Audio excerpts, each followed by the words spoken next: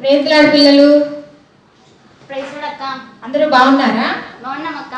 ఈ ప్రోగ్రామ్ ని ఫేస్బుక్ లో 12 గంటల నుంచి అందరూ చూస్తున్నారా? వారం నుంచి చూస్తున్నాం అక్క. Very good. సోమవారం నుంచి వస్తున్నాయి కదా ఈ కార్యక్రమాలన్నీ. మీకు అందరికి బాగా నచ్చినాయా? నచ్చినాయి అక్క. బాగున్నాయి కదా? పాటల ద్వారా దేవుని నామాన్ని మహిమపరుస్తూ ఉన్నాం కదా. ఈ రోజు కూడా మనం అందరము దేవుని నామాన్ని మహిమపరుద్దాం. సరేనా? మొదటిగా మనం ఏం చేయాలి?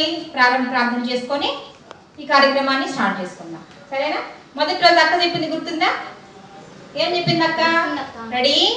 1 2 3. 1 అనగానే ఏం చేయాలి? మోకరించాలి. 2 అనగానే చేతులు జోడించండి. 3 అనగానే కళ్ళు మూసుకోవాలి. సరేనా? సరే, ఇట్లానే అందరం చేద్దాం. 1 2 3. ప్రేమ నమ్మకం కలిగిన మా ప్రియ పరలోకమందున్న మా తండ్రి, ఘనమైన యేసు పరిశుద్ధమైన మీ పాదమునకు వందనాలు, స్తుతులు, స్తోత్రాలు చెల్లిస్తున్నాం తండ్రి. ఈ యొక్క ప్రోగ్రాం ద్వారా ప్రభువా నిన్ను స్తుతించుటకు, నేను ఘనపరచుటకు మాకు ఇచ్చిన గొప్ప ఘనతను బట్టి మీ పరిశుద్ధమైన పాదాలకు వందనాలయ్యా. మాతోటి ప్రభువా ఫేస్బుక్ ద్వారా చూస్తున్నటువంటి ప్రతి ఒక్క బిడ్డతో ప్రభువా మీరే మాట్లాడి సమస్త మహిమా ఘనత ప్రభావాలు మీరు పొందుకోమని నజరేయుడైన యేసుక్రీస్తు నామమున బ్రతిమాలి వేడుకొంచున్నాము తండ్రి. ఆమేన్. మీకు అందరికి పాటలు అంటే ఇష్టమే కదా? ఇష్టమే కదా. దేవుడు చేసే మనకి కాళ్ళు, చేతులు, ప్రతి ఒక్క అవయవాన్ని ఇచ్చినప్పుడు మనం దేవునికి మనము యాక్షన్ చేస్తూ దేవుని నామాన్ని మహిమపరచాలి. సరేనా? ఎవరైనా మనకి ఏమైనా ఇచ్చారనుకో మనము థ్యాంక్స్ చెప్తాం, ఎవరెవరు ఏదైనా ఇస్తాం. కానీ దేవునికి మనం ఏమైనా ఇవ్వగలమా? ఏమీ ఇవ్వలేము. మనం ఏం చేయగలము? మనకి ఇచ్చిన ప్రతి ఒక్క అవయవాన్ని ద్వారా దేవుని నామాన్ని మహిమపరచాలి. కొత్త పాట పాడుకుంటూ యాక్షన్ చేస్తూ మన నోటితో పాడుతూ సరే నేర్చుకొని దేవుని నామాన్ని మహిమపరుద్దాం. ఇక్కడ ఉన్న అక్క వాళ్ళు పిల్లలు, సండే స్కూల్ పిల్లలు పాటలు నేర్పిస్తారు. చక్కగా నేర్చుకొని దేవుని నామాన్ని మహిమపరచండి.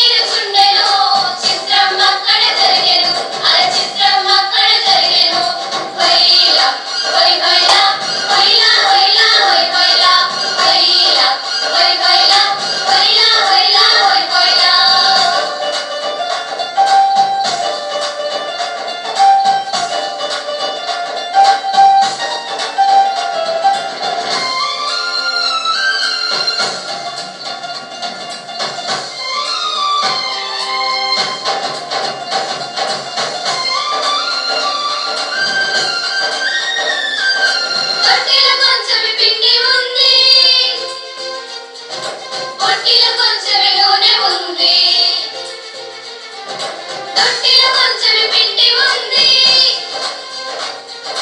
బొట్టిలో కొంచెం నూనె ఉంది.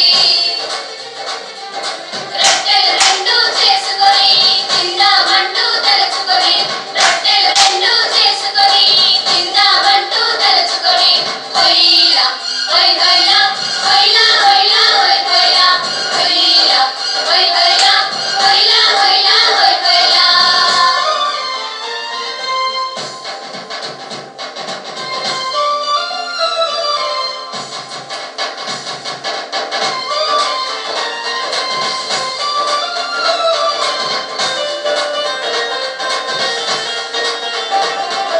కరువలేని యాచటికొచ్చెను, రొట్టెలు చేసి తెమ్మనెను. కరువలేని యాచటికొచ్చెను, రొట్టెలు చేసి తెమ్మనెను. నోనో అనకపోయెను, రొట్టెలు ఏయకిచ్చెను. ఆశీర్వాదం పొందెను, కరువులో హాయిగా బ్రతికెను. హొయ్లా హొయ్ హొయ్లా హొయ్లా హొయ్లా హొయ్ హొయ్లా, హొయ్లా హొయ్ హొయ్లా హొయ్లా హొయ్లా హొయ్ హొయ్లా. సారెపాతు ఊరిలో ఒక విధవరాలు ఉండెను, సారెపాతు ఊరిలో ఒక విధవరాలు ఉండెను. కరువు కాలం వచ్చెను, బ్రతుకే కష్టమాయెను. కట్టెలు ఏరుచుండెను, చిత్రం అక్కడ జరిగెను, అల చిత్రం అక్కడ జరిగెను. హొయ్లా హొయ్ హొయ్లా హొయ్లా హొయ్లా హొయ్ హొయ్లా, హొయ్లా హొయ్ హొయ్లా హొయ్లా హొయ్లా హొయ్ హొయ్లా.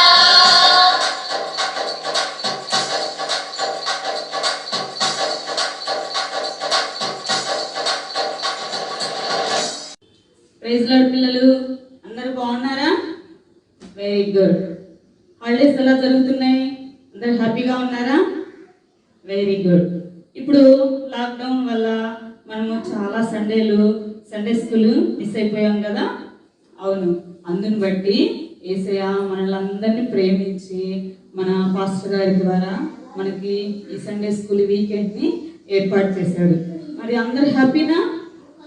గుడ్. సరే, ఈరోజు మనము ఈ వారం అంతా మంచి మంచి విషయాలు అక్కలు అన్నలు మనకు చాలా విషయాలు నేర్పించారు. చూస్తున్నారు కదా మీరందరూ? ఓకే, చాలా విషయాలు నేర్చుకుంటున్నారు కదా. సో అలానే మనం కూడా ఈరోజు ఒక గొప్ప ప్రవక్త గురించి ఒక వాక్యం ద్వారా పరిశుద్ధ గ్రంథం నుంచి మనము నేర్చుకుందామా? ఓకే, ఈరోజు మనం చెప్పుకునేది ఎవరి గురించి అంటే ఏలియా ప్రవక్త గురించి. ఏలియా చాలా గొప్ప ప్రవక్త అనగా దేవుడి దగ్గర నుండి సమాధానం తీసుకొచ్చేవాళ్ళు అనమాట. అంటే దేవుడు ఎవరికన్నా ఏమైనా తెలియచేయాలన్నప్పుడు ఈ ప్రవక్తల ద్వారా మాట్లాడతారు. ఈ ప్రవక్తలు వచ్చి రాజులకి ఎవరికైతే వాక్కును పంపిస్తాడో దేవుడు వాళ్ళకి తెలియజేస్తాడనమాట.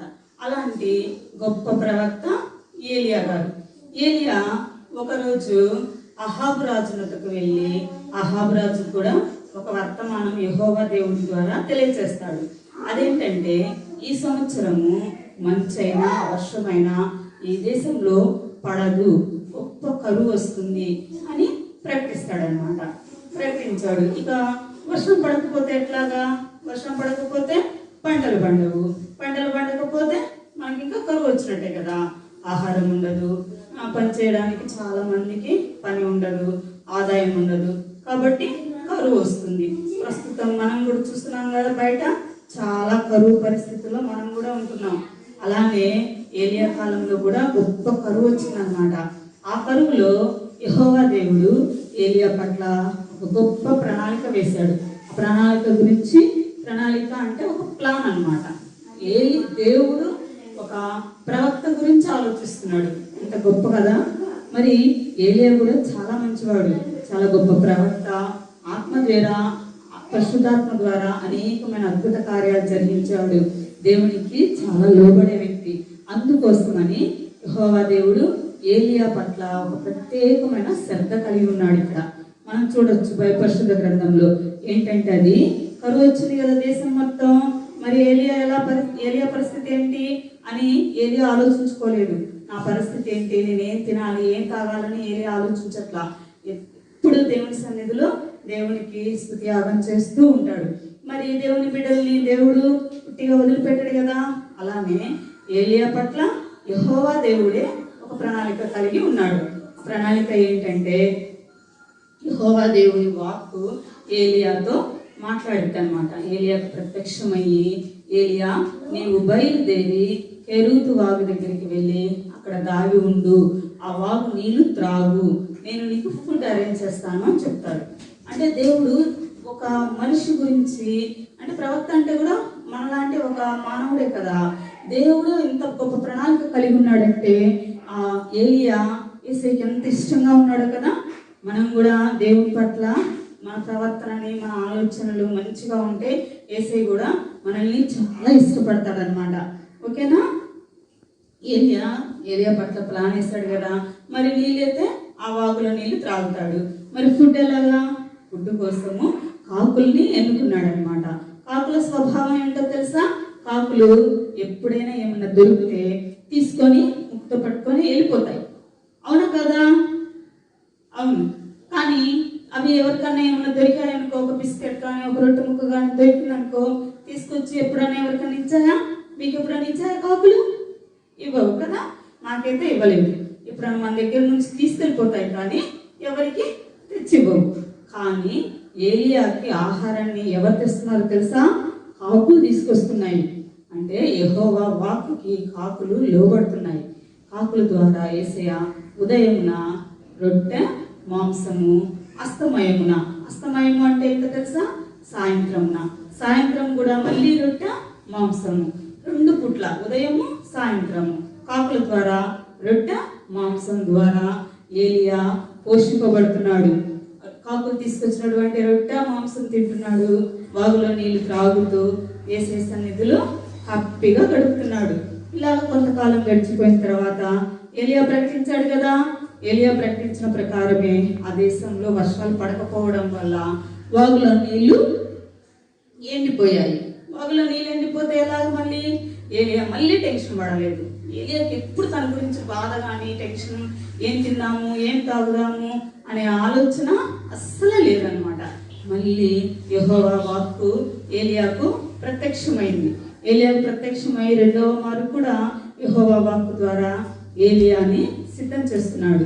ఏలియా నీవు ఇక్కడి నుండి బయలుదేరి కెరూతు వాగు దగ్గర నుండి సారెపత్తు ఊరికి వెళ్ళు, నువ్వు నిన్ను పోషించడానికి అక్కడ ఒక విధవరాలిని నేను సిద్ధపరిచిన్నాను అని చెప్తాడు. ఏలియా వెంటనే యెహోవా మాటకు లోబడి కెరూతు వాగు దగ్గర నుండి బయలుదేరి సారెపత్తు ఊరికి బయలుదేరతాడు. అక్కడికి వెళ్ళగానే పట్టణపు గమిని వద్దకి వెళ్ళగానే అక్కడ ఒక విధవరాలు కట్టెలు వేరుకుంటూ కనిపిస్తుంది. అప్పుడు ఏలియా ఆమెను పిలిచి, అమ్మ నాకు దాహంకు కొన్ని నీళ్ళు ఇస్తావా అని అడుగుతాడు. అప్పుడు ఆమె నీళ్ళు తీసుకురావడానికని బయలుదేరుతుంది. బయలుదేరినప్పుడు అప్పుడు ఏలియా మళ్ళా పిలిచి, అమ్మ నీ చేత్తో నాకు ఒక చిన్న రొట్టెని తీసుకొచ్చి ఇవ్వు అని చెప్తాడు. అప్పుడు ఆ విధవరాలు ఏమని చెప్తుందంటే, నీ దేవుడైన యెహోవా జీవం తోడు, నా దగ్గర తొట్టిలో పట్టెడు పిండి, బుట్టిలో కొంచెం నూనె మాత్రమే ఉన్నవి. నేను నా కుమారుడును చనిపోకముందు వాటి పిండిని రొట్టెలు చేసుకొని తినాలని కట్టెల కోసం వచ్చాను అని చెప్తుంది. అప్పుడు ఏలియా అంటాడు, అమ్మా నువ్వు భయపడకు, నేను చెప్పినట్టు నువ్వు చెయ్యి అని చెప్తాడు. ఏమని చెప్తాడంటే, నీ దగ్గర ఉన్న పిండితో ఒక రొట్టె చేసి మొదట నా దగ్గరకు తీసుకొనిరా, తర్వాత నీవు నీ కుమారుడు రొట్టెలు చేసుకొని తిను అని చెప్తాడు. అలానే విధవరాలు వెంటనే ఏలియా మాటకి లోబడింది. అదేంటి, నా దగ్గర కొంచెం పిండే ఉంది, ఈ కొంచెం పిండితోటి ఏలియాకు రొట్టెలు చేసిస్తే నాకు నా కుమారునికి ఎలా అని ఆమె కూడా ఆలోచించలేదు. అంటే దేవుని మాటకు వెంటనే లోబడ్డారు కదా. అంటే ఇక్కడ ఏంటి, మన టాపిక్ ఏంటంటే లోబడడం అనేది చాలా చాలా ఇంపార్టెంట్. ఓకేనా. మీరు ఈ పదాన్ని బాగా గుర్తుపెట్టుకోవాలి. ఏలియాకి విధవరాలు కూడా లోబడింది కదా. అవును, ఏలియా మాటకి విధవరాలు లోబడి వెళ్ళి తన దగ్గర ఉన్న పిండితోటి ఒక చిన్న రొట్టెని మొదటిగా తీసుకొచ్చి ఏలియాకి ఇస్తుంది. తర్వాత ఏలియా అంటాడు, నీవు నీ తొట్టిలో ఉన్న పిండి, నీ దగ్గర ఉన్న నూనె ఈ కరువు అయిపోయి మళ్ళా వర్షాలు పడేంత వరకు ఇది తగ్గిపోదు, నీకు సమృద్ధి ఉంటుంది అని ఏలియా ద్వారా యెహోవా దేవుడు ఆశీర్వాద వాక్కును పంపిస్తాడనమాట. వెంటనే ఆవిడెళ్ళి ఆమె, కుమారుడు, కుటుంబ సభ్యులందరూ రొట్టెలు చేసుకొని తినేస్తారు. అలాగా ఆ కొంచెము పిండి, ఆ కొంచెము నూనె లేదు, మరలా కరువు అయి మళ్ళీ వర్షం పడి కరువు అంతా తగ్గిపోయేంత వరకు అవి తగ్గిపోనే లేదు. పట్టెడు పిండి అంటే గుప్పిడి పిండి కదా, గుప్పిడి పిండితో ఒక రొట్టె చేసి ఎక్కిచ్చేసింది. ఎలా? కానీ ఆ కుండలో నుంచి ఆవిడ రోజు చేయి పెడుతుంది, పిండి తీస్తుంది, మళ్ళా రొట్టె చేసుకుంటుంది, మళ్ళా మరుసటి రోజు సేమ్. అలానే కరువు అయిపోయేంత వరకు, అంటే కరువు ఎప్పటి వరకు ఉంటుందని ఏలియా చెప్పాడు? సంవత్సరం అన్నాడు. ఈ సంవత్సరం అన్నాడు కదా, ఈ సంవత్సరం వర్షాలు పడవు అని చెప్పాడు. అంటే సంవత్సరం పాటు ఆ పట్టెడు పిండి, గుడిలో ఉన్న కొంచెం నూనెతోటి ఆ స్త్రీ, ఆమె కుమారుడు, కుటుంబ సభ్యులు అందరూ సమృద్ధిగా పోషింపబడ్డారనమాట. ఈ కార్యం ఎందుకు జరిగిందంటే ఈ విధవరాలు ఏలియా మాటకి లోబడడం వల్లే జరిగింది. ఇప్పుడు ఈ కథ వల్ల మనకి ఏమర్థమవుతుంది చూడండి. యెహోవా వాక్కుకు ఏలియా లోబడ్డాడు. నువ్వు అక్కడికి వెళ్ళు అనగానే క్వశ్చన్ చేయకుండా వెళ్ళిపోయాడు అనమాట. ఏమీ అనుమానించకుండా వెళ్ళిపోయాడు. అంటే వెంటనే దేవుని మాటకి లోబడ్డాడు.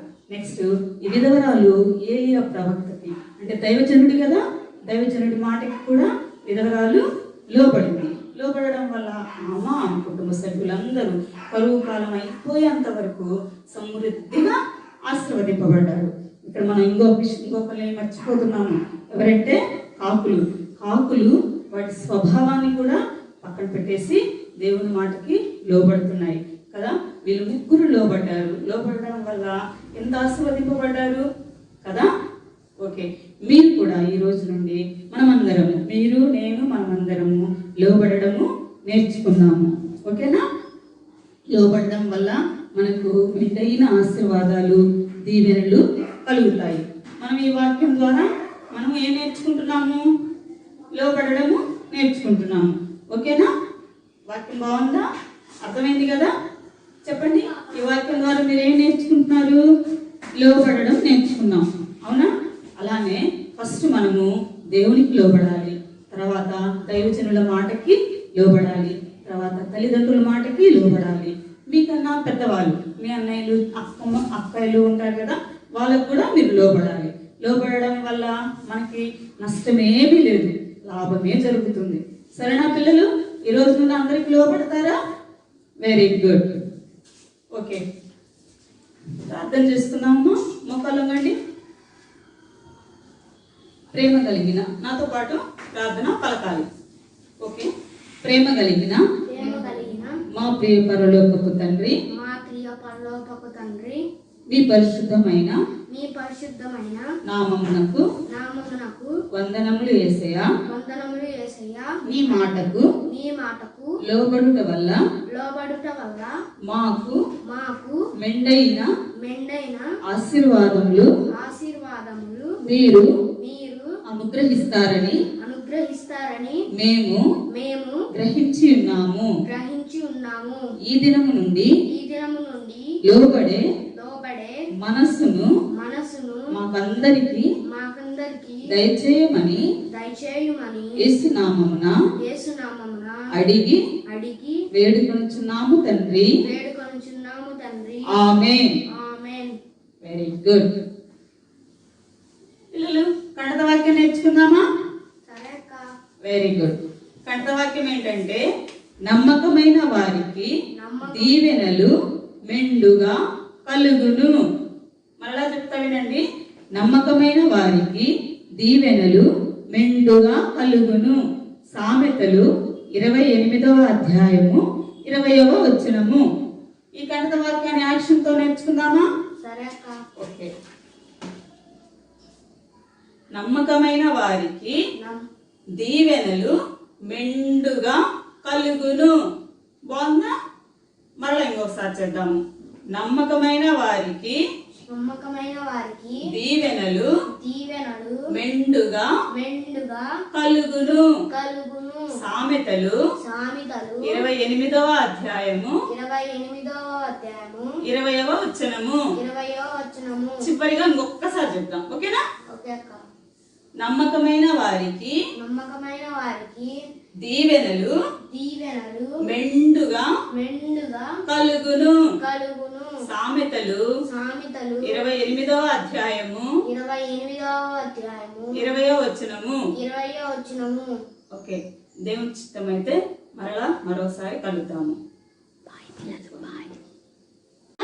ఈరోజు మన కంటక వాక్యం ఏంటంటే నమ్మకమైన వారికి నమ్మకమైన వారికి దీవెనలు దీవెనలు మెండుగా మెండుగా కలుగును.